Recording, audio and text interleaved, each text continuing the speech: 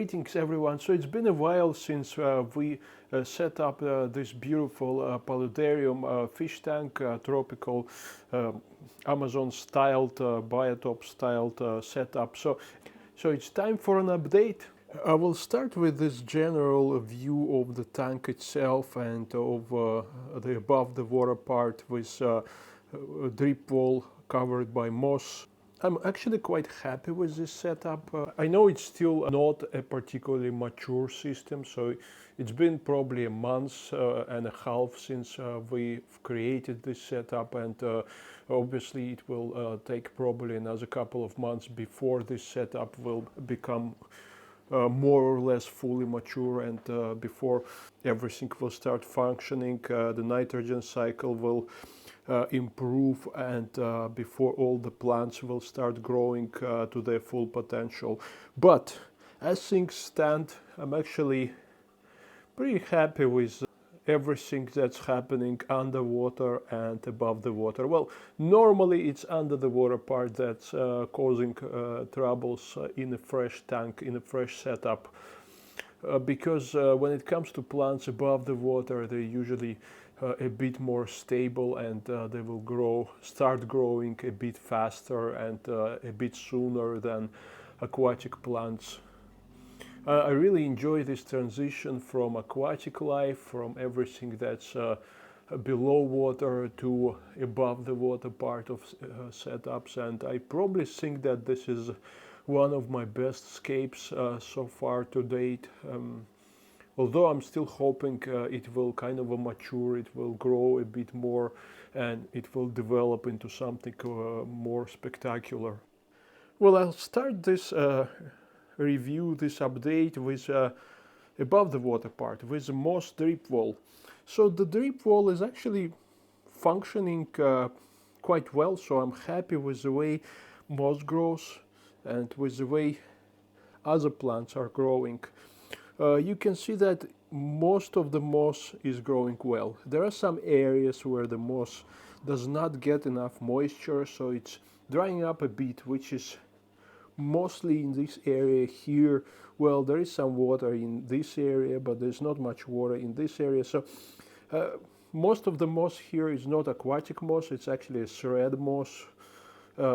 It's a moss that grows in forest and grows in the wild. So it's not an aquatic moss, and that's why it's surviving, although it doesn't get enough moisture and it doesn't get enough water dripping from the background. And obviously the reason is because the PVC pipe behind the background, well, I'm using a powerful pump, but it still doesn't provide sufficient amount of flow in order to push water all the way through.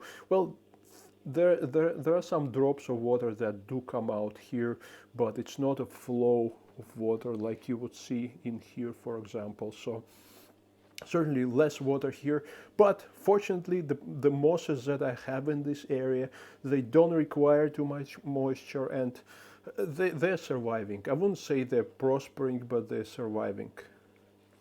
In other places I actually have quite a lot of moss growth over here. You can see in here as well. This is Hydrocatyl tripartita in here, and it's actually growing quite well also. I have some Hydrocatyl tripartita in here, and it's doing well. Well, in here I've got a tropical Riparium moss. I forgot the Latin name, but it's called Riparium moss, and it's a tropical moss. It's a very interesting color moss, so it's brighter than, for example, Christmas moss or thread moss and other types of aquatic mosses. And it took this moss a while to actually acclimate to those conditions and to start growing. I was previously cultivating it in a plastic container with a lid. It was a closed-in environment with a lot of moisture, and now it's actually exposed to a lot of air.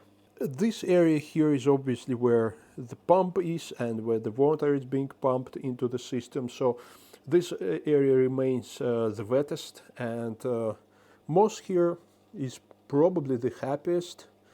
All of this is actually a mixture of flame moss and thread moss, and underwater they look very different from the way they look here. Here they don't look any different from, let's say, Christmas moss in here.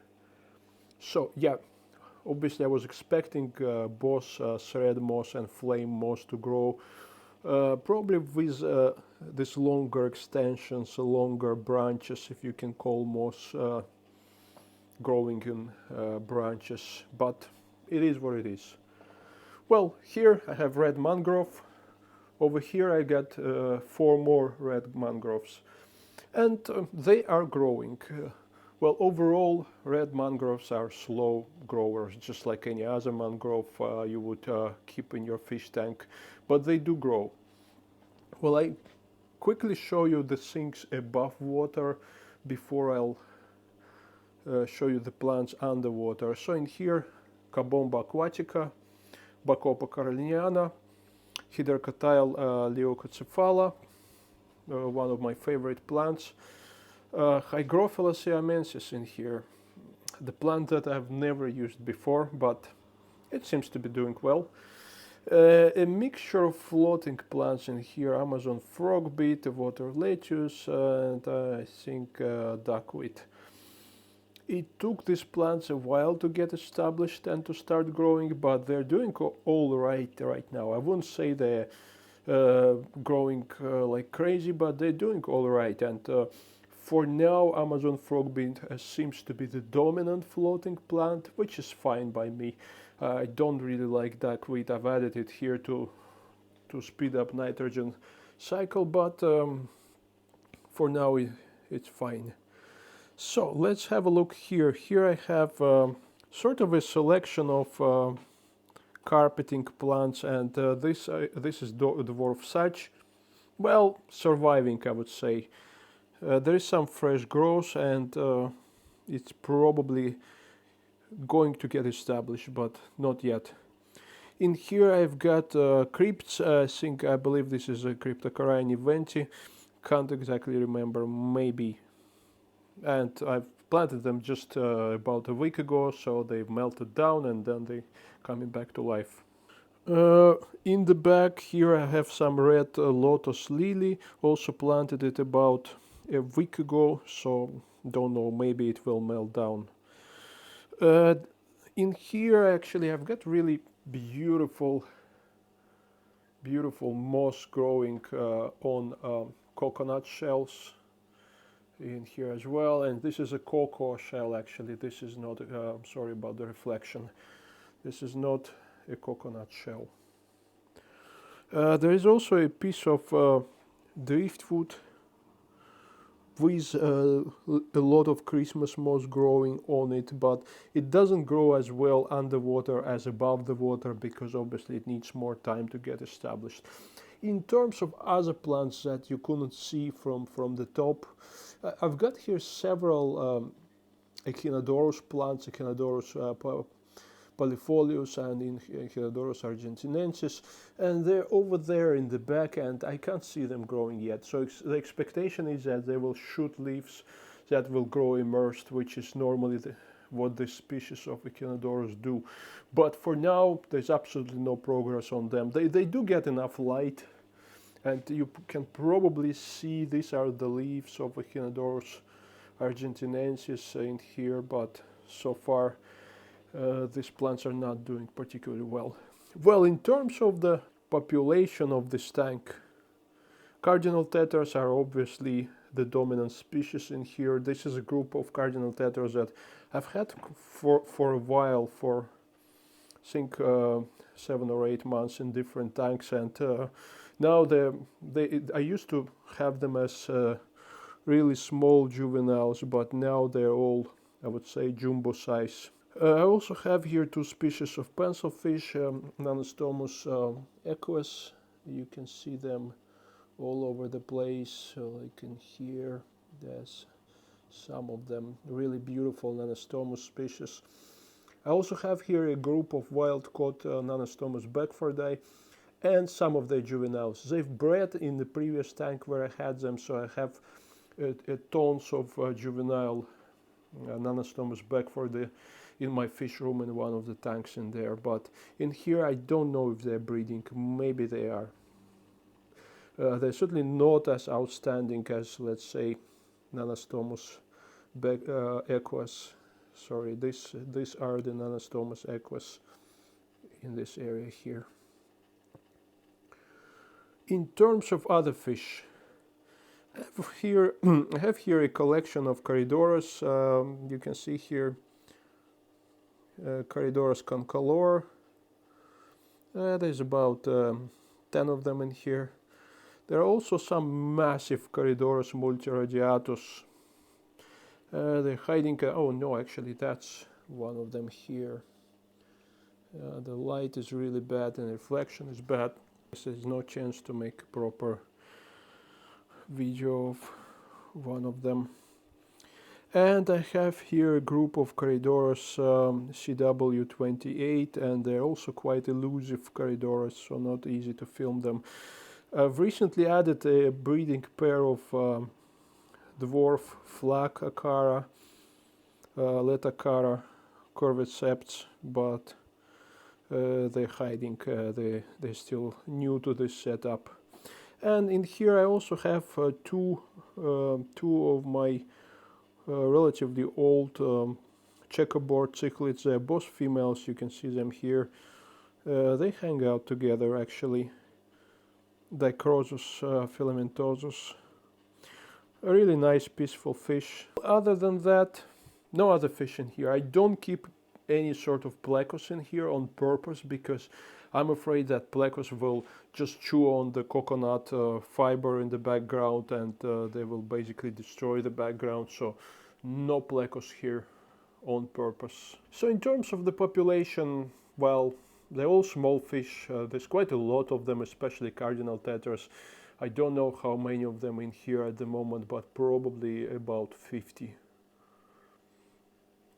And no further plans to add any other fish in here because the tank looks like it's sort of properly stocked. This is to give you a bit more perspective. So it's a beautiful setup. It's fairly large and long tank that does provide lots of space for this small fish, and certainly lots of things happening in here. I have here several areas. Basically that area over there is where the pump is located, so there's a very moderate flow. I would say probably a fairly strong current there. Then I have this area here which doesn't have any current at all, and the fish move around, so they move from the areas with no flow, with no current, into this kind of a more turbulent parts of the tank. Yeah, cardinal tetras actually like to stay in the flow as well as Corydoras, but it makes sense for Corydoras because they live in fast flowing habitats. And yeah, there are also different areas here when it comes to the amounts of light. Obviously in here there's lots of light because there is no cover, there's no floating plants in here, so lots of light. In here lots of floating plants, lots of cover, very dark in here. So that's great actually, because some of the fish like to spend some of the time in these darker areas, and they will move into these brighter areas, and so on and so forth. And the same goes with the amount of flow. Alright, so that was just a brief update on how the system is doing. If you have more specific questions about the equipment, about how the drip well functions, or about plants or fish, please leave them in the comment section. And if you haven't subscribed, please do subscribe, because there will be more videos about this setup and a lot of other tanks that I have in my fish room. So there will be lots of interesting videos to come, and I'll see you soon.